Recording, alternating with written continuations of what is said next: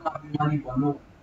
आत्माभिमानी स्थिति जब नहीं रहती, हमारी स्थिति गड़बड़ा जाती है, स्थिति बिगड़ जाती है। इसलिए हमें ये मेहनत करनी जरूरी है आत्मिक स्थिति का पाठ पक्का करने की। इसलिए जितना हम आत्मिक स्थिति का पाठ पक्का करते हैं, स्थिति मजबूत है, पावरफुल है। जितना आत्मा के स्वरूप में टिके रहते हैं, रात को सोए योग लगा रहेगा, रास्ते में चल रहे योग लगा रहेगा, मन के अंदर एकाग्रता है।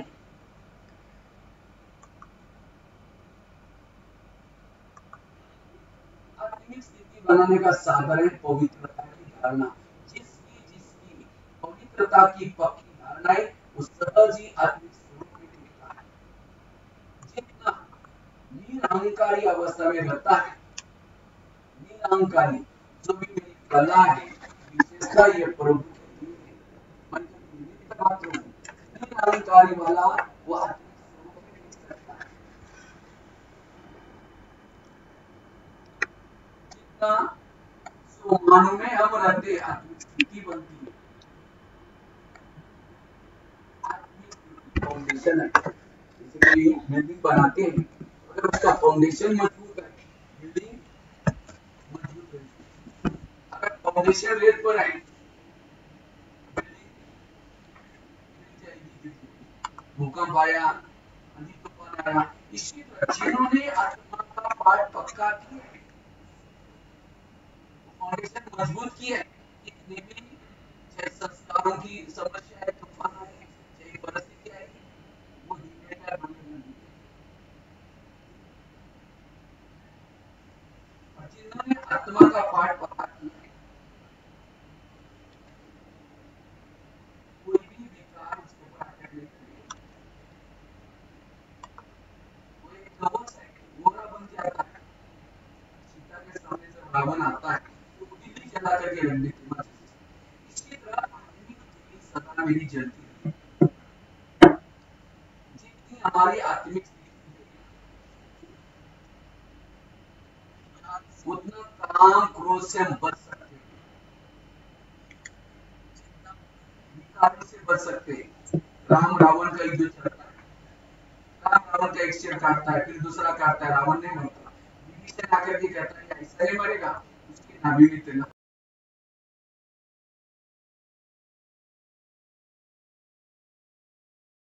साल से 3 साल से, लेकिन नहीं मर रहा है। क्यों?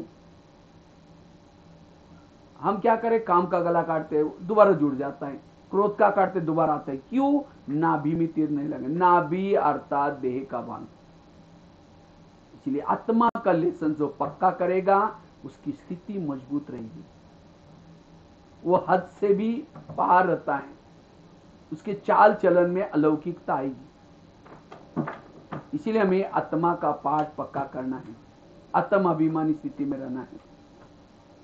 और उसके लिए विभिन्न प्रकार के अभ्यास, जितना योग का अभ्यास करते हैं आत्मिक स्थिति बनेगी, जितना संकल्प कम चलाते आत्मिक स्थिति बनेगी। तो आत्मिक स्थिति बनाने की मेहनत करनी, विकारों को भगाने की मेहनत नहीं करनी। पहले जमाने में गांव गांव में भूत रहते थे, लेकिन आजकल कहते हैं भूतों का नाम निशान खत्म हो गया। क्यों? लाइट हो गई। इसी तरह द्वापर के बाद आत्मा की लाइट थोड़ा डीम होती गई, कम होती गई, और धीरे धीरे जैसे आत्मा की लाइट कम हो गई, उसके अंदर विकार, इस शरीर रूपी घर में विकार रूपी भूत घुस गए।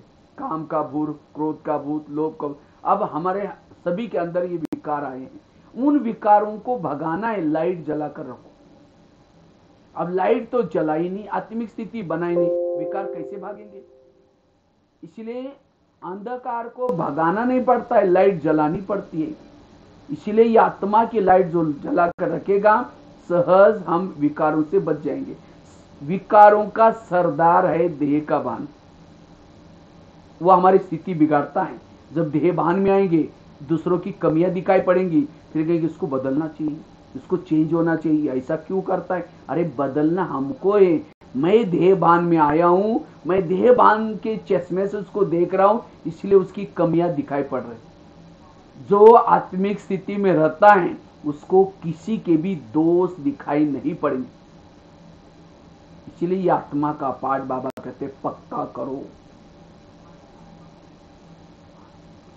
तो स्थिति बिगड़ने का कारण है देह का भान। पहला कारण बताया, अगर हमें स्थिति को पावरफुल बनाना है, योग तपस्या करनी है, साधना करनी है। और साधना का आधार बताया बुद्धि और मन। मन और बुद्धि को शक्तिशाली बनाना है। बुद्धि विजन बनाते, विजन की बाचा, दृश्य की बाचा देखते। तो इसी तरह जितना उस परमात्मा का, परम धाम का दृश्य बनाएंगे, उतना ध्यान परमात्मा में जाएगा। दूसरी बात बताई, अगर हमें स्थिति को पावरफुल बनाना है, आत्मिक स्थिति का अभ्यास करना है। तीसरी चीज है, स्थिति बिगड़ती क्यों है, उसका कारण है परचिंतन करना, प्रदर्शन करना। जब इस ज्ञान मार्ग में चलते चलते जब हम दूसरों को देखते हैं, दूसरे के अवगुणों का वर्णन करते हैं, तब जाकर के हमारी स्थिति बिगड़ जाती है। इसीलिए बाबा कभी कभी मुरली में बाबा को कहना पड़ता है, बच्चे झगमुई झगमुई नहीं करो, पर चिंतन नहीं करो। ये पर चिंतन सो उन्नति करने नहीं देगा। और ये समय नहीं है किसी का पर चिंतन करना, किसी के दोष देखना, साक्षी होकर के देखना है। हमारा ठेका है स्वयं को परिवर्तन करने का, परमात्मा का ठेका है औरों को बदलने का, वो मेरा ठेका नहीं है। इसीलिए मुझे सोचिंतन करना है। सोचिंतन से स्थिति बनेगी। 84 जन्म की सीढ़ी उतरने के लिए कितना जन्म लगे, कितना साल लगे? 5000 साल। और उसको अभी चढ़ना है, सतयुग तो जाना है, तो कितने जन्म, कितने साल मिले हमको? एक जन्म मिला। एक जन्म में भी कोई 5 साल से, कोई 10 साल से, कोई 20-30 साल से ज्ञान में चला है। पूरा जन्म तो उसको नहीं मिला है। तो हमें उतरने के लिए 5000 साल लगे। अब चढ़ने के लिए एक जन्म, वो भी थोड़े दिन मिले, थोड़े साल मिले हैं। थोड़ा योग किया, सीढ़ी ऊपर चढ़ गए। थोड़ा सा सेवा की, सीढ़ी ऊपर चढ़ गए। थोड़ा सा ज्ञान योग किया, सीढ़ी ऊपर चढ़ गए। लेकिन फिर थोड़ा परचिंतन किया, प्रदर्शन किया, सीढ़ी नीचे उतर गए। अब यही करते रहेंगे, थोड़ा योग करेंगे, फिर परचिंतन करेंगे, ऊपर चढ़ेंगे, फिर उतरेंगे, ऊपर नीचे करते करते समय पूरा हो जाएगा, बीच में लटक जाएंगे, बीच में कोई युग में आएंगे। इसीलिए अब मुझे चढ़ना ही है, चढ़ना ही है, चढ़ना ही है। मुझे ऐसा कोई काम नहीं करना जो सीढ़ी में नीचे उतरूं। इसीलिए मुझे परचिंतन नहीं करना है, क्योंकि अब चारों तरफ से वायुमंडल कैसा बनता जा रहा है, कल क्या होगा उसका भरोसा भी नहीं है। इसीलिए आज मुझे भगवान ने जिंदा रखा, किसी लिए? मेरा भाग्य बनाने के लिए, अविनाशी कमाई करने के लिए। अगर मुझे जिंदा रखा है, मैं फिर परचिंतन करूं, दूसरे के दोष देखूं, भगवान उस समय का भी हिसाब लेगा। तुमको तो मैंने इसके लिए रखा, तुमने ये क्या किया है, देखो, पश्चाताप करना पड़ेगा। इसलिए अब मुझे किसी के दोष नहीं देखने। कई कहते हैं हम कोई देखते नहीं, लेकिन कोई आकर के सुनाता है तो क्या करें? अच्छा, क्यों सुनाता है? हम सिर हिलाता, अच्छा और क्या हुआ, अच्छा और क्या हुआ। अब जब अच्छा अच्छा कहेंगे तो सुनाने वाला रोज आकर सुनाएगा। इसीलिए मुझे किसी की बातें नहीं सुननी है। भले बातें सुनो, लेकिन व्यर्थ बातें नहीं सुननी है, क्योंकि व्यर्थ बातों से हमारी वृत्ति निगेटिव बनती है, दृष्टिकोण निगेटिव बनता है। जिसकी बातें सुनेंगे उसके लिए भावनाएं निगेटिव बनेंगी, और जहां भावनाएं निगेटिव है, वृत्ति निगेटिव है, वायुमंडल भी ऐसा ही फैलेगा। और जहां भावनाएं निगेटिव, वृत्ति निगेटिव, वहां बाबा दिल में कैसा बैठेगा? अब मुझे अपने दिल को स्वच्छ रखना है, इसलिए पर चिंतन से बचना है। अगर कोई सुनाता है, उसको कहो कि भाई मुझे ऐसी बातें मत सुनाया करो। लेकिन हम करते क्या? अच्छा और क्या हुआ? कोई कचरा ला करके डालने के लिए आए आपके घर में, तो आप क्या कहेंगे? कचरा, बदबू वाला कचरा डाल रहे हैं, कहेंगे आपका धन्यवाद, रोज आया करो और जब पूजा होते डाला करो, ऐसे बोलेंगे? उसको तो भगाएंगे। लेकिन यहाँ कोई कचरा डालता है, कचरे वाली बातें डालता है, उठ के भी जा रहे, कहेंगे बैठो ना, थोड़ा चाय पानी पी के जाओ ना, और बताओ क्या हुआ। इसीलिए ऐसी बातों से बचना, क्योंकि इससे हमारी स्थिति बिगड़ती है, अवस्था बिगड़ती है। इससे हमारे आपसी संगठन में दूरियां आती है, संगठन में दरारें आना शुरू हो जाती है, आपसे दरारी आती है। इसलिए अभी हमें किसी के दोष नहीं देखने। अगर भगवान से प्यार करना है, भगवानी रची हुई दुनिया का हर इंसान मुझे प्रिय चाहिए। अब किसी के घर में जाओ, उनके बच्चे भी बैठा है, बाप भी बैठा है, बच्चों को कहेंगे बच्चा ठीक नहीं है, ऐसा है वैसा है, और बाप को कहेंगे आप बहुत अच्छा है, कितने अच्छे है। बाप कहेंगे तुम पहले यहाँ से जाओ, तुमने मेरे बच्चों की गिलानी की, तुम मेरे को अच्छा बोलता है। इसी तरह सारा दिन कहेंगे ये ऐसा है, ये ऐसा है, और शाम को योग में बैठेंगे, मीठे बाबा, प्यारे बाबा, अब शांति के सागर देंगे। बाबा कहेगा तुम यहाँ से जाओ, तुमने मेरे बच्चों की गिलानी की, तुम मेरे को अच्छा बोलता है। भगवान ने रची हुई दुनिया का हर इंसान मुझे प्रिय चाहिए। इसलिए पर चिंतन, पर दर्शन से बचना, इससे स्थिति हमारी बिगड़ती है। इसे हमें सुख शांति की अनुभूति नहीं कर पाएंगे। कहते ना, एक शिष्य भगवान के पास जाता है, कहता है भगवान मुझे बहुत उन्नति करना है। भगवान ने कहा ठीक है, मैं इसके लिए 2 थैले देता हूँ, एक थैले को तुम पीठ के पीछे रखना, दूसरे को आगे रखना। जो पीठ के पीछे थैला है उसके अंदर तुम्हारे आस पास पड़ोस में जो भी लोग हैं उनकी बुराई की चिटकी बनाकर डालिए, और आगे वाले थैले में तुम्हारी खुद की बुराई है, उसको खुला रखना, बार बार देखना, परिवर्तन करना। बस इतना करो, तुम्हें सुख शांति मिलेगी, जाओ। लेकिन थैले का ध्यान रखना। कहता है हाँ भगवान मैं ऐसे करूँगा। वो लेके जाता है, कुछ साल के बाद वो चेंज करता है, दूसरे की बुराई का थैला आगे करता है और अपनी बुराई का थैला पीछे रखता है। अपनी बुराई को बांध दिया, दूसरे का खोल करके चिंतन करता है, औरों को बुला करके सुनाना शुरू किया, वरदान उल्टे हो गए। फिर भगवान के पास आते, कहते हैं भगवान मुझे सुख शांति मिली नहीं। भगवान ने कहा अच्छा, तुमको जो मैंने थैले थे उसको कहाँ रखा? कहता हाँ भगवान मेरे से भूल हो गए, मैंने आगे पीछे किया। भगवान ने कहा यही तुम्हारे दुखों का कारण। आज हम भी कभी कभी क्या करते, हम सेंटर पर आते हैं, ज्ञान योग करते, किसी लिए थोड़ा योग लग जाए, थोड़ा सुख शांति मिल जाए, तो बाबा में हमें वरदान देता है, साथ में 2 थैले देता है, दूसरे की बुराई को तुम पीछे रखो। बस सुख और शांति का एक मंत्र है, मर्म है। दूसरे की बुराई को पीछे रखो और अपनी बुराई को आगे रखो, उसको बार बार चेक करो, मेरे अंदर क्या क्या बुराई है, और उसको परिवर्तन करो। लेकिन हम बाहर जाकर के क्या करते हैं, दूसरे की बुराई को आगे करते हैं और अपनी बुराई को पीछे करते हैं। इसलिए निंदक निरे राखी, हमारी कोई निंदा करता है, उसके कोई महिमा करता है, उसे दूर जाओ। दूसरे की हम क्या करते हैं, दूसरे की बुराई करता वो दोस्त बनाते हैं, और अपनी बुराई करता उसे दूर चले जाते। आईना कभी झूठ नहीं बोलता। अगर कोई मेरी बुराई करता है इसका मतलब मेरे अंदर कमी है। बुराई सुनना सीखो। सिर्फ पर चिंतन से बचना, और जितना पर चिंतन से बचे रहेंगे स्थिति मजबूत हो जाएगी। क्योंकि यह ज्ञान का चिंतन उनके बुद्धि में चलता है जो सो चिंतन करते हैं, सृष्टि चक्र का चिंतन करते हैं। मैं कौन, जैसे दादी जानकी जी हमारा मंत्र पका कर, मैं कौन, मेरा कौन। तो इसलिए ये स्वयं का चिंतन हो गया। मैंने धरती पर आकर के कैसा पाठ बजाया, कितने जन्म लिया, अब मुझे वो ये अपना चिंतन, वो क्या कर रहा है, वो क्या कर रहा है, वो नहीं, अपना चिंतन। इसलिए सोच चिंतन करना है। सोच चिंतन करने से हमारी स्थिति पावरफुल बन जाएगी, शक्तिशाली बनेगी। बाबा कहता है जो परचिंतन करते हैं धीरे धीरे मेरे से भी दूर हो जाते हैं, परिवार से भी दूर हो जाते हैं। मुश्किल से हमें परिवार मिला है। आज जिसके दोस्त देख रहे, बहनों की दोस्त देखेंगे, कोई जिज्ञासु के दोस्त देखेंगे, हर एक के अंदर दोष है, वो भी निकालने में लगा हुआ है। इसीलिए मुझे उसके गुणों को देखना है, अच्छाई को देखना है।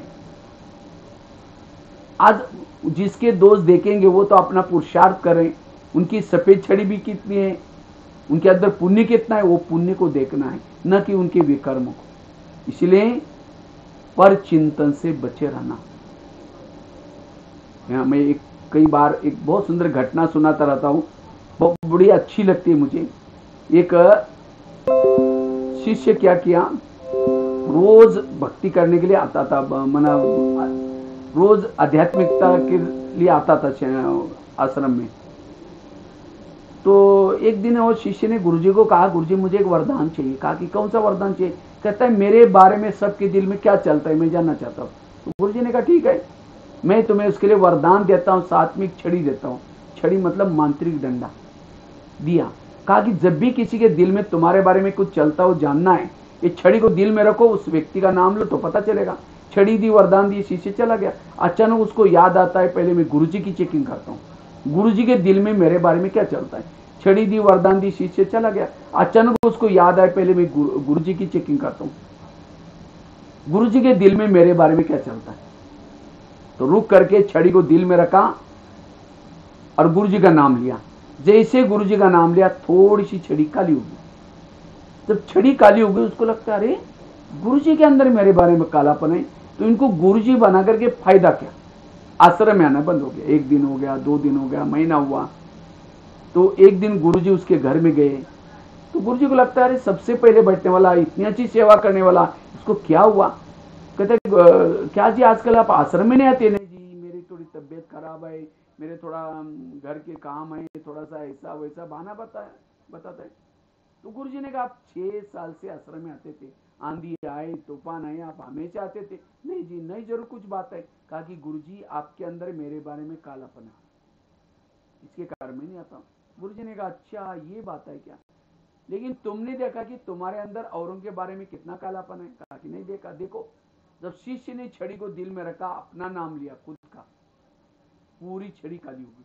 थोड़ी सी सफेद बन रही थी क्योंकि वो 6 साल से आश्रम में आ रहा था। अपनी काली देख करके पूरी उसको शर्म आई, सिर नीचे झुकाया। तो गुरुजी ने समझाया मेरी भी छड़ी पूरी काली थी, लेकिन मैंने तपस्या करते करते इतनी बची है, वो तो मैं कर ही रहा हूँ। अगर तुम मेरे को देख करके आश्रम में नहीं आओगे, जो तुम्हारी सफेद बन रही वो भी काली हो जाएगी। शिष्य हाथ जोड़ के कहता है गुरुजी आज मेरी अपनी आंखें खोल दी, मैं कितना बुरा काम करने जा रहा था। गुरुजी ने कहा कोई बात नहीं, आज से कभी भी बड़ों की कमजोरी मत देखना। फिर दोबारा वो आश्रम में आता है। ये कहानी हमारी अपनी है। हम भी यहाँ आते आते हमारी जो पतित आत्मा थी पावन बनना शुरू हो जाते हैं। लेकिन जैसे जैसे यहाँ आएंगे, सेंटर के नज़दीक आएंगे, बड़ा योग करेंगे, अच्छा ये करें, तो हमारी आत्मा पावन बनना शुरू हो जाते हैं। लेकिन जैसे नज़दीक आएंगे कहेंगे यहाँ जो पैसे देते उसको ज़्यादा आगे करते, वो ऐसा है वो ऐसा है। जब दोष देखना शुरू करते हैं भावना ही खराब होते। यहाँ याद रखना भावना और योग इसका कनेक्शन है। अच्छा नहीं आएंगे तो घाटा किसका हुआ?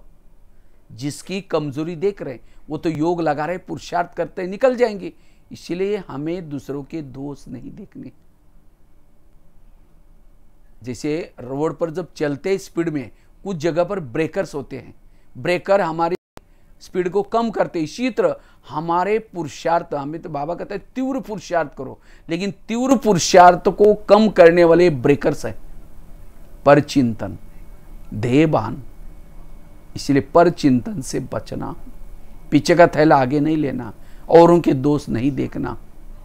आज जिसके देख रहे हैं वो कितना साल से ज्ञान में चल रहे, कितने लोगों की सेवा करते, उन्होंने कितना पुण्य जमा किया, उनकी सफेद छड़ी कितनी है वो देखना। कभी भी थोड़ी सी कालाई वो तो निकाल रहे, योग करे ज्ञान करे, वो निकल जाएंगे। इसलिए दोषों को देखने से हमारी संगम युग का समय वेस्ट हो जाता है, वायुमंडल खराब हो जाता है। पर चिंतन से बचना। चौथी बात है स्थिति बिगड़ती क्यों है? स्थिति बिगड़ने का कारण है स्वयं की कर्मेंद्रिया। स्वयं की कर्मेंद्रियों के वश जब हम होते हैं तब हमारी स्थिति बिगड़ती है। इसीलिए कोशिश करके हमें अपने कर्मेंद्रिय को अपने वश में रखना है। जैसा घर का ही कोई भेदी बनता है, वो घर की हालत क्या होगी। इसीलिए जब हम इंद्रियों के वश होकर के कर्म करते हैं तब जाकर के हमारी अवस्था बिगड़ते। आत्मा की अवस्था को बिगाड़ने वाले कोई लोग नहीं है, परिस्थिति नहीं है, स्वयं की कर्मेंद्रिया। इसीलिए स्वराज्य अधिकारी बनने की जरूरत है। स्वराज्य अधिकारी बनने की जरूरत है। जितना स्वराज्य अधिकारी बनेंगे उतना हम अपनी स्थिति को मजबूत कर सकेंगे।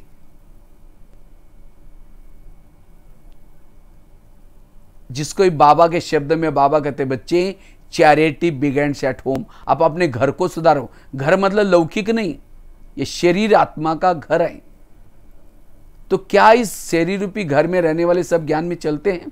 आंखें ज्ञान में चलती हैं, कान ज्ञान में चलता है, मुख ज्ञान में चलता है। जब हमारी हर इंद्रियां श्रीमत प्रमाण चलेगी, गलत नहीं करेगी, स्थिति मजबूत हो जाएगी। नहीं तो जैसे कहते हैं ना, अंधा पीस रहा है और कुत्ता बैठ करके उसको खा रहा है। अंधे को लग रहा है मैंने बहुत पीसा है, लेकिन उसको क्या पता कि मेरा जमा कुछ भी नहीं है। इसी तरह आज हम पुरुषार्थ कर रहे हैं, योग लगा रहे, सेवा कर रहे, सब कुछ कर रहे हैं, लेकिन कान व्यर्थ सुन रहे हैं, आंखें व्यर्थ देख रहे हैं, मुख व्यर्थ बोल रहे हैं, मन व्यर्थ सोच रहे हैं, हमारा जमा कुछ भी नहीं है। जिसको बाबा कहते हैं अंधेरी नगरी चौपट राजा, टकेशर बाजी टकेशर खाजा। नगरी का राजा सो है, जोचे हो रहा है। इसलिए अपने किले को मजबूत करो। ये शरीर हमारा एक किला है। शरीर रूपी किले को मजबूत करो, कान रूपी दरवाजे को मजबूत करो, मन रूपी दरवाजे को मजबूत करो। और जिन्होंने अपने इंद्रियों को संयमित रखा, उनकी स्थिति मजबूत है। सामने से कोई आता है, मन कहता है ये बेकार है, ये अच्छा नहीं, थॉट्स आ रहे हैं, तुरंत मन को समझाओ, ये मन जिसके लिए तुम बेकार बोल रहे हो, भगवान कहता है मीठे बच्चे उसको। तुम क्या भगवान से समझदार निकले हो? खबरदार अगर तुमने उसके लिए कुछ सोचा तो। ये है शक्तिशाली राजा। पानी के ऊपर से नौका चलेगी, पार कराएगी। नौका के अंदर पानी आएगा तो डुबा देगी। जो इंद्रियों को चलाता है वो पार हो जाता है, जिसको इंद्रियां चलाते वो डूब जाता है। स्थिति बिगड़ने का कारण यही है। आज इसका हमारा इसकी तरफ ध्यान नहीं है। व्यस्त हो गए। जैसे आजकल के मम्मी पापा इतने व्यस्त हो गए, बच्चा कहाँ जा रहे हैं, किसके संग में जा रहा है, क्या देख रहे हैं, उसको देखने का सोचने का टाइम ही नहीं पूछने का। जब बच्चा गलत काम करता है उनकी आंखें खुल जाते हैं, अरे ये कैसा किया, अरे रोज वो किसी के संग में जा रहा था, रोज पूछते हैं बेटा आज तुमने किसके साथ में गए थे, तुमने क्या देखा, क्या क्या खाया, रोज पूछते तो बच्चा गलत काम करता ही नहीं।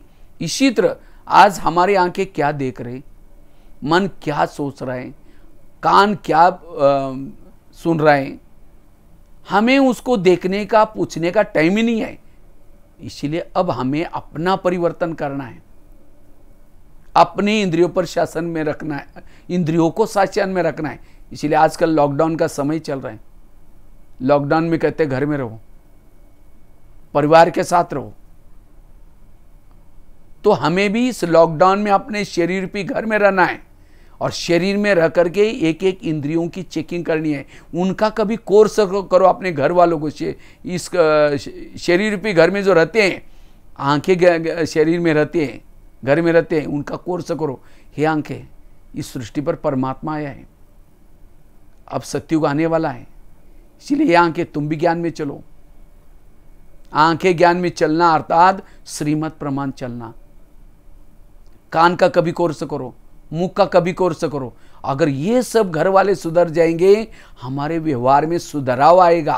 कहेंगे माता बड़ी अच्छी है, ये भाई बहुत अच्छा है। अच्छा है मतलब क्या? उसका अपने इंद्रियों पर संयम है। ये है स्वयं को शक्तिशाली बनाने का, ये है स्वयं को परिवर्तन करने का आधार। इस युद्ध क्षेत्र में अकेला आत्मा ज्ञान में चलने से काम नहीं चलेगा, सब हमारी इंद्रियां भी ज्ञान में चले। इस युद्ध में सबका सहयोग चाहिए। जैसे भारत में अंग्रेज आए थे, उनको कैसे भगाया? भारत की जनता जागृत हो गई, नमक का सत्याग्रह, अखबार निकाले, नारे बनाए, सबने आंदोलन किया, तब जाकर के इसी तरह माया रूपी अंग्रेज हमारी शरीर रूपी देश में घुसे हैं, उनको खदेड़ना है। इसीलिए हर इंद्रिया कहे कि माया गो ब्याग। अब होता क्या है? कान कहता है और क्या हुआ, आंखें गलत देख रहे, इसीलिए रोज इनसे बातें करना। ब्रह्मा बाबा ने रोज अपनी इंद्रियों का दरबार लगाया। यह है पुरुषार्थ। इससे हमारी स्थिति शक्तिशाली बनेगी और जो कुछ कमी कमजोरियां खत्म हो जाएगी। यह है सो परिवर्तन। कान से बात करो, हे कान तुम मेरे इस राज्य के शान हो, अगर तुम ना होते मैं ईश्वरी महावाक्य कैसे सुनता। इसलिए हे कान, मेरा तुम्हारे पर बहुत विश्वास है, मैंने तुमको बॉर्डर पर रखा है। लेकिन कभी कभी तुम व्यर्थ बातें भी सुनते हो। अगर सुनेगा मैं तुमको सजा दूंगा। आंखों से बात करो, हे आंखें, मुझे 84 जन्म में बहुत सारे आंखें मिले, लेकिन तुम्हारे जैसे भाग्यशाली आंखें कोई नहीं मिली। तुम्हारे द्वारा मैंने सत्यम शिवम सुंदरम को देखा है। क्या परमात्मा को देखने बाद तुम्हारा पेट नहीं भरा? तुम इस संसार की व्यर्थ बातें क्यों देखते हो? अगर देखेगा मैं तुमको सजा दूंगा। आगे चलो मुख के पास। हे मुख, तुम मेरे इस राज्य के शान हो। अगर तुम ना होते मैं दूसरों की वाणी की सेवा कैसे करता। लेकिन कभी कभी तुम किसी का अपमान भी करते हो। इसे मेरे आत्मा भाई मेरे से रूठ जाता है, दुरिया बनाता है। क्या मैंने तुमको इसीलिए रखा है? हे पाँव, तुम भी मेरे इस राज्य के शान हो। भले मुख ने भाषण मैंने किया, आदि दुआ तुमको मिल गई। भले हाथ ने कर्मना सेवा की, आदि दुआ तुमको मिल गई। क्यों तुम सभी इंद्रियों को सिर पर उठाकर लेके चलते हो? पाँव क्या करता है? मुख को, कान को, सबको लेके जाता है। इसीलिए कोई भी व्यक्ति घर में आता है उसके चरण छूते हैं। ये चरण तुम्हारा धन्यवाद, इस व्यक्ति को घर में लाया। लेकिन कभी कभी चरण परचिंतन सुनने के लिए भी लेके जाता है। परचिंतन सुना कान ने, विकर्म किसका बना? पाँव का। अगर वो राजा के आत्मा के हितकारी होता, व्यर्थ नहीं सुनता। इसलिए हर इंद्रियों को समझाना। थोड़ा योग में बैठे आंखें बंद हो जाते हैं, और कोई व्हाट्सएप की, नेट की कोई चीजें देखते हैं तो रात को कितना भी बजा बिल्कुल नींद नहीं आती उस समय। इसीलिए बाबा कहते बच्चे, इन इंद्रियों को अंदर जागृति करना, यह है पुरुषार्थ। स्वराज्य अधिकारी। स्थिति बिगड़ने का कारण हमारी कर्मेंद्रिया। 4 बातें बने। और लास्ट की एक बात सुना करके पूरा करता हूं। हमारी स्थिति बिगड़ती क्यों है? पहला कारण बताया, जब जितना हम योग अभ्यास करते हैं स्थिति हमारी अच्छी बनेगी, पावरफुल बनेगी। दूसरी बात बताई, जितना देह भान को छोड़ेंगे, आत्मा का पाठ पक्का करेंगे, स्थिति पावरफुल बनेगी। तीसरी बात बताई, अगर हमें स्थिति अच्छी बनानी है, पर चिंतन से बचे रहना, सदा सो चिंतन करना। और चौथी बात बताई, इस कर्मेंद्र को अपने वश में रखना। और लास्ट की 5वीं बात आई, स्थिति बिगड़ने का कारण है व्यर्थ विचार, व्यर्थ संकल्प। जब हमारे संकल्प ही निगेटिव चलते हैं, हमारी स्थिति बिगड़ती है। क्योंकि संकल्प हमारे बीज है। संकल्प जितना पॉजिटिव, जितना कम, हमारी स्थिति अच्छी। जितना संकल्प निगेटिव ज्यादा सोचेंगे, स्थिति बिगड़ गई। संकल्प से वृत्ति बनती है, संकल्प से दृष्टि बनती है, संकल्प से व्यवहार बनता है, संकल्प से बोल निकलते, सब कुछ संकल्प से कल्प चलता है। मेरे संकल्प नेगेटिव, मेरे लिए कल्प भी नेगेटिव बनेगा। इसीलिए थॉट्स पावरफुल बनाना है। तो संकल्प जितने कम पॉजिटिव, उतना आत्मिक स्थिति रहती है। जितना ज्यादा सोचेंगे, व्यर्थ सोचेंगे, मानसिक रूप से भी हम थक जाएंगे। जहां निगेटिव संकल्प है, व्यर्थ संकल्प है, वहां लक्ष्मी वास नहीं कर सकती, बरकत नहीं आ सकती। जिसके विचार ज्यादा, वो कर्म योगी भी नहीं बन सकता। जिसके थॉट्स ज्यादा, उसको तनाव, टेंशन पैदा होता है, उसको रात को चैन की नींद भी नहीं आती। आजकल दुनिया में हो रहा है ना, जब बहुत ज्यादा विचार चलते हैं, तनाव आता है, उसकी नींद भिट जाती है। और जिसने नींद भिटाई, ऐसा कुछ व्यवहार किया, उसके लिए फिर नफरत, घृणा, वैर, फिर एक दिन उसके ऊपर गुस्सा करेगा। इसलिए कई लोग आजकल शराब पीते, कई ये होते हैं। ये सब क्यों? संकल्प पर कंट्रोल नहीं है। इसीलिए अपने संकल्प पर कंट्रोल लाना है, कम से कम सोचना है। इस बाबा ने जितना भी ये ज्ञान दिए हैं, कर्मों का ज्ञान, जो हुआ अच्छा ये ज्ञान, ड्रामा रिपीट होता है, नथिंग न्यू, ये सब संकल्पों को कम चलाने के लिए ज्ञान दिया है। इतना सारा ज्ञान होने के बाद फिर भी हम ज्यादा सोचेंगे, व्यर्थ सोचेंगे, हमारी स्थिति बिगड़ जाएगी। चेहरे में हर्षित मुक्ता नहीं रहेगी। बाबा कहते हैं आगे चल करके इस तनाव टेंशन के वातावरण में लोग तो म्यूजियम देखने के लिए नहीं आएंगे, लेकिन बाबा ने कहा कि बच्चों के चेहरे यही म्यूजियम का काम करेंगे। लेकिन कौन से चेहरे? जिसके चेहरे में खुशी है। लेकिन खुशी कब रहेगी? जब हमारे विचार पॉजिटिव है, समर्थ है। इसीलिए समर्थ सोचना ये भी हमारा ईश्वरीय संदेश देने का साधन है। हमारा चेहरा संदेश देने का साधन है। इसीलिए सदा खुश रहना। और वैसे ही आजकल जो कोरोना का प्रकोप चल रहा है, कहते कोरोना के प्रकोप से बचने के लिए, बीमारियों से बचने के लिए जितना आपकी रोग प्रतिकारत्मक शक्ति ज्यादा है उतना आप इस बीमारी से बच सकते हैं।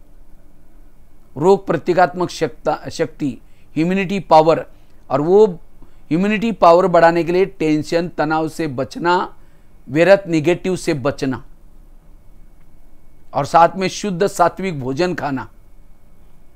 इसलिए हमारे प्रधानमंत्री जी ने कहा सबको एक मंत्र पक्का किया है, हमारे लिए जान अच्छी है तो हमारे लिए जान है। जान मतलब दुनिया है। अगर हमारी जान ही ठीक नहीं तो हमारे लिए जान भी कोई काम करे। जान अर्थात हमारे हेल्थ अच्छी है तो हमारे लिए दुनिया है। लेकिन हेल्थ को अच्छी रखने के लिए हमारे पॉजिटिव विचार, समर्थ विचार, तनाव टेंशन से बचना। ये कोरोना आया है, जाएगा भी, परिस्थिति आई जाएगी भी। इसीलिए कोई मेहमान जैसे साइड सीन करते, यात्रा करते हैं, तो यात्रा करते समय कई विभिन्न प्रकार के साइड सीन आते हैं। तो इसी तरह ये भी आपके सामने साइड सीन आया है। इसलिए ऐसे समय पर हमें पॉजिटिव रहना है, सकारात्मक रहना है। जितना सकारात्मक पॉजिटिव रहेंगे आपकी मानसिक हेल्थ अच्छी रहेगी। सारे 70% बीमारियों का कारण है निगेटिव सोच, व्यर्थ सोच। इसीलिए सोच को सकारात्मक बनाना है। और जितने सोच हमारे सकारात्मक, हमारी स्थिति पावरफुल है, शक्तिशाली स्थिति है। और सोच को बनाने का आधार है ये पढ़ाई, ईश्वरी पढ़ाई, ज्ञान योग का अभ्यास। इसीलिए कहते हैं मन जीते सो जगत जीते। अगर जगत को जीतना है तो मन को जीतना है। इसलिए पॉजिटिव सोच जरूरी है। तो जितना हम पॉजिटिव सोचेंगे, कईयों को कहते हैं मैं इसके रास्ते में कभी जाता नहीं, मैंने इसका कुछ बिगाड़ा नहीं, फिर भी ये मेरे साथ ऐसा क्यों करता है। टाली कभी एक हाथ से नहीं बचती, टाली के लिए दो हाथ चाहिए। अगर कोई व्यक्ति मेरे साथ ऐसा वैसा करता है, इसका मतलब मैंने भी कभी किया था। भले ही जन्म में नहीं किया, लेकिन कोई ना कोई जन्म में जरूर किया। ये संसार में जो कुछ हो रहा है हर व्यक्ति के कर्मों का परिणाम है। वर्तमान के मेरे प्रॉब्लम मेरे ही कोई कर्मों का परिणाम है। इसलिए कोई व्यक्ति दोषी नहीं है। और एक संसार की बहुत बड़ी सीक्रेट बात आपको सुनाता हूं। आपके आसपास के जो भी लोग हैं, कोई आपको देने के लिए है, कोई आपसे लेने के लिए है। और जिन्होंने इस लेने देने के गहराई को समझा, उसका मन सदा चुप रहेगा, वो व्यर्थों से बच जाएगा। इसीलिए कर्म गति की थ्योरी को समझना है। जैसा आप एसएमएस भेजेंगे, सामने वाला भी वही एसएमएस भेजेगा। इसीलिए हमें पॉजिटिव एसएमएस, पॉजिटिव हर एक के बारे में भावना रखने, वो भी पॉजिटिव रहेगा। और जीवन की हर घटना के पीछे कल्याण है। रामायण महाभारत का सारा है, जो हुआ अच्छा हुआ, जो हो रहा अच्छा, जो होगा वो भी। जीवन की हर घटना में संकल्प चुप रहेंगे, मन चुप रहेगा। और जिसका मन चुप है उनकी स्थिति अच्छी। मन चुप नहीं तो हम बहुत थोड़ा सा योग करते हैं, सारा दिन व्यर्थ संकल्प सोच करके पूरा घड़ा खाली, जैसे घड़ा भरा हुआ है लेकिन थोड़ा सा छेद है, सारा पानी निकल जाएगा। इसीलिए मन के छेद को बंद करना, स्थिति शक्तिशाली रहेगी। व्यर्थ से बचना। जीवन में आने वाली नेगेटिव परिस्थिति में को पॉजिटिव में चेंज करो। अगर किसी ने गाली भी दी, क्या सोचो, अच्छा इसका भी बहुत दिन का बाकी था, पूरा हो गया। जो गाली दिया वही दोपहर में रोज भगत बनकर के मूर्ति के सामने फूल डालेगा। इसीलिए बाबा को, बाबा आज आपका बहुत धन्यवाद, आपने बहुत अच्छा भगत भेजा था, उसने फूल डाल के गया। नेगेटिव को पॉजिटिव में। किसी ने परचिंतन किया तो क्या कहो, आज बहुत अच्छा बाबा आपने एक भजन मंडली भेजी थी, उन्होंने मेरा बहुत अच्छा भजन गाया, कीर्तन भजन में 2-4 जन इकट्ठे होते हैं, एक जन टाल बजाता है, एक जन डपली बजाता है, एक जन गाता है। परचिंतन में 2-4 जन इकट्ठे होते हैं, एक जन कहता है ये ऐसा ही है, इसने ऐसा ही किया। इसलिए निगेटिव को पॉजिटिव में बदलो, मन चुप रहेगा, no question, no correction, no quotation, no opposition, मन चुप। और जिसका मन चुप रहता है वो विधेयी अवस्था में, वो शरीरी में रहता है, वो बीजरूप बिंदुरूप की अनुभूति करता है, वो फरिश्ता स्थिति की अनुभूति करता है, और यही हमारी परम धाम में जाने की तैयारी है, मूल स्वरूप का अभ्यास। और इसके लिए संकल्पों को बचाना। माया वर्तमान समय परिस्थितियां लाती है ताकि इसके संकल्प चले, लेकिन हमें इस बाबा के विस्तार में जो ज्ञान सुनाया, उस ज्ञान के आधार से अपने संकल्पों को चुप रखना। जिसके पास ज्ञान के अथाह पॉइंट है वो पॉइंट स्वरूप में टिकेगा। इसीलिए संकल्पों को बचाना, और जो संकल्पों को बचाता है, जो हमेशा पॉजिटिव रहता है, वो वायुमंडल बनाने की सेवा कर रहे हैं, वो कर्मयोगी है। जिसके निगेटिव संकल्प चलते बैठा योग में तो भी उसका योग नहीं लगेगा। लाल लाइट चल रहा है, गीत बज रहा है, शुरू करें मैं आत्मा हूं, शांत स्वरूप हूं, फिर कह के मेरे को उन्होंने क्यों बोला, फिर कह के ठीक है कोई बात नहीं मैं आत्मा हूं शांत, फिर कह के सबके बीच में क्यों बोला, फिर कह के ठीक है मैं आत्मा हूं, फिर कहेंगे 15 दिन पहले भी तो बोला था। वो योगी नहीं लगेगा। जिसके संकल्प ज्यादा चलते वो परेशान रहेगा। इसीलिए स्थिति को शक्तिशाली बनाने के लिए संकल्प को बचाना, और उसके लिए ज्ञान का सारा दिन प्रयोग करना। ऐसे नहीं योग में बैठते समय ज्ञान का प्रयोग करना है, सारा दिन जो ड्रामा का ज्ञान, कर्मों का ज्ञान, हर एक के गुण देखने का ये ज्ञान, और तब जाकर के व्यर्थों से बचे रहेंगे। तो ये 5 चीजें अगर पक्के करेंगे स्थिति मजबूत रहेगी। एक तो पहली बात बताई, जितना योग को यथार्थ करेंगे स्थिति पावरफुल बनेगी। दूसरी बात बताई, जितना परचिंतन से बचे रहेंगे स्थिति पावरफुल बनेगी। और उसके लिए मैंने थैले वाली बात बताई, छड़ी वाली बात बताई, और तीसरी बात बताई,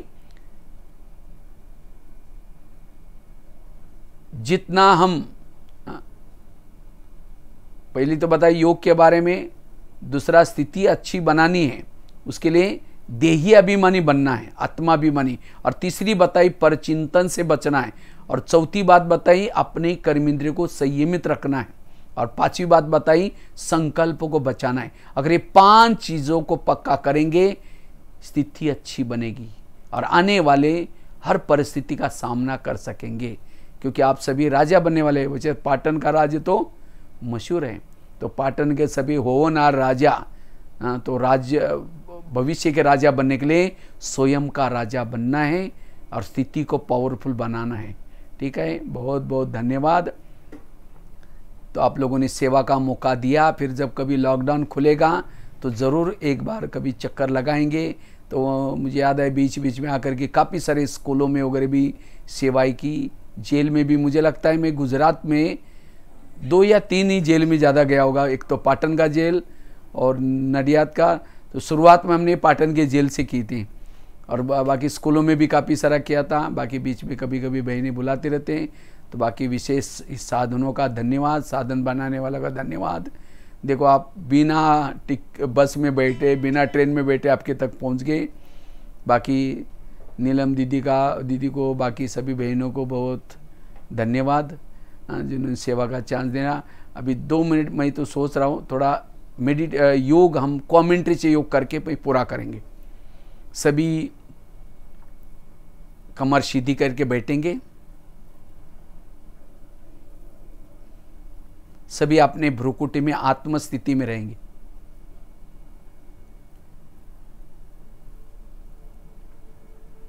मैं आत्मा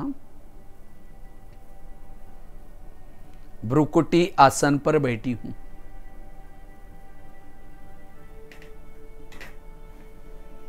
मैं आत्मा बहुत ही भाग्यशाली हूं। अब मेरी रिटर्न जर्नी है।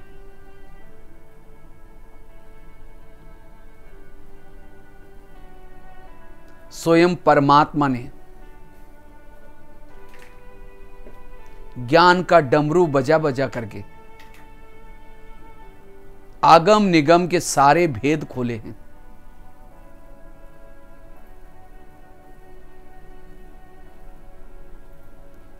सचमुच मैं भाग्यशाली हूं, पूरा कल्प में मेरा हीरो पार्ट रहा। महान आत्माओं के साथ पार्ट बजाने का मौका मिला।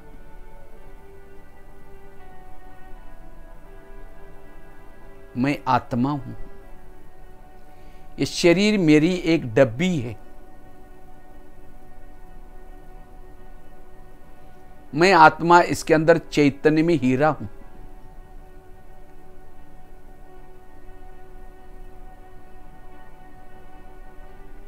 अब मैं आत्मा अपने बुद्धि रूपी नेत्र के द्वारा, बुद्धि और मन के द्वारा यात्रा में जा रहा हूं,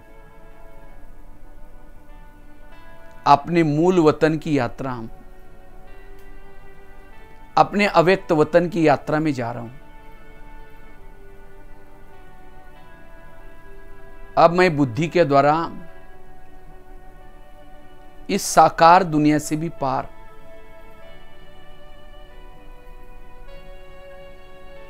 चांद सूरज तारांगन से भी पार, अव्यक्त वतन, अव्यक्त वतन को मैं बुद्धि रूपी नेत्र से देख रहा हूं। हजारों चंद्रमा से भी शक्तिशाली शीतलता, जिसमें फरिश्तों का राजा ब्रह्मा बाबा बैठे, बुद्धि के द्वारा मैं देख रहा हूं।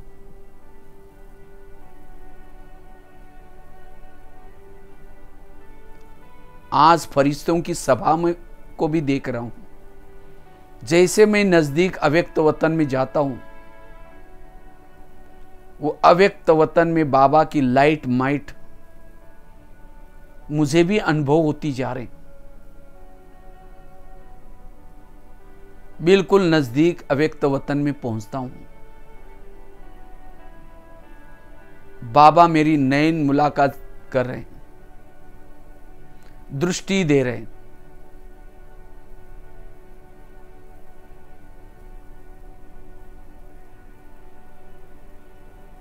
बाबा की दृष्टि लेते ही जैसे कि मेरी जन्म जन्मांतर की थकान मिटती जा रही।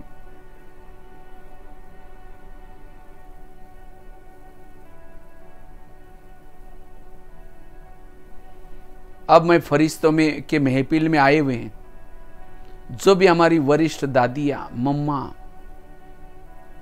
सबकी दृष्टि ले रही।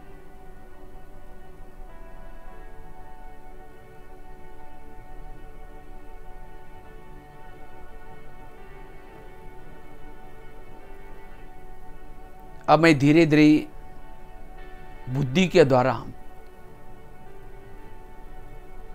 उस परम धाम निराकारी दुनिया की यात्रा में जा रही हूं।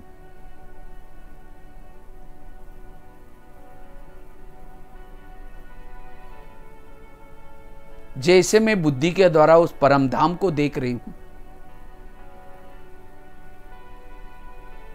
सोनेरी लाल प्रकाशमय दुनिया, जहां शांति ही शांति है।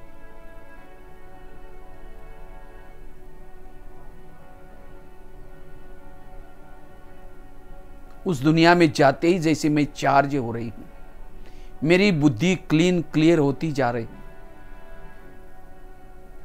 मैं बिल्कुल परम धाम में उस सर्वशक्तिवान को देख रही हूं।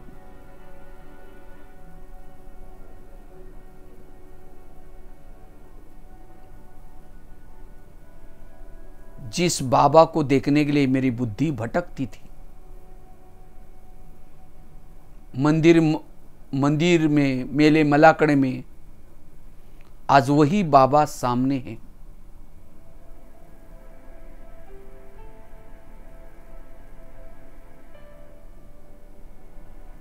अपलक उसको देख रहे हूं। बाबा की सर्व शक्तियों से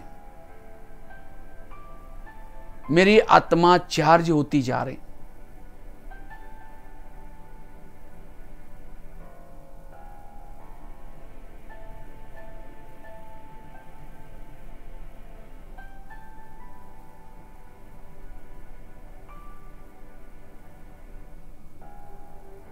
अब ये प्रभु मिलन कर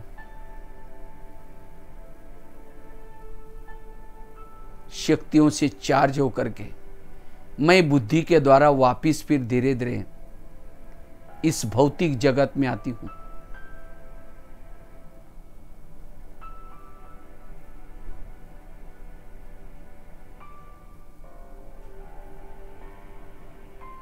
परमात्मा से प्राप्ति हुई शक्तियां विश्व में फैला रही हूं, जिससे वायुमंडल शुद्ध बनता जाए, विश्व का अंधकार मिट जाए, सबको सुख और शांति मिलती जाए, सभी तनाव टेंशन से मुक्त हो जाए।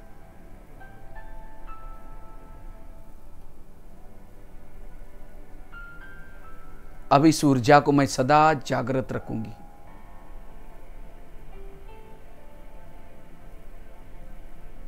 मैं आत्मा हूं, अशरीरी हूं।